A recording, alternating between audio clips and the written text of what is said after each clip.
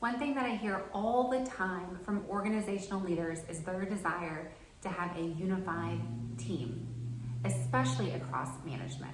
Because when the managers are in dispute and conflict, that can become really unproductive because the frontline staff, the production staff, they don't know what's going on, and different departments and service lines are going against each other. And when they're at odds, it can really lead to a fractured work culture. But when I'm listening to leaders describe what unity looks like to them, sometimes what they're describing is uniformity. And unity is not the same as uniformity. Unity, to me, means a group of people who are behind the same leader. They're behind one vision. They put the best interest of the organization above any one person's agenda. And even though there might be conflict and dispute, they're unified in the final decision.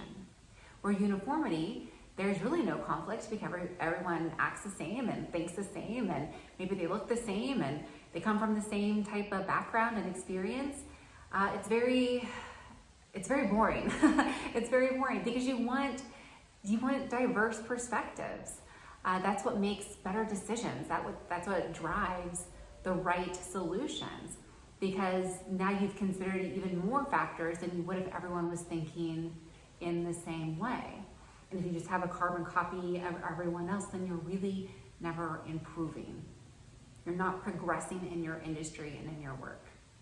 So again, unity, when people are unified, they are behind one belief, their values are aligned, they're behind the same vision, and they put the team and the organization above themselves. And when people are uniform, it's very boring. There's very little conflict because everyone is acting and behaving the same way, and they become stagnant in their work.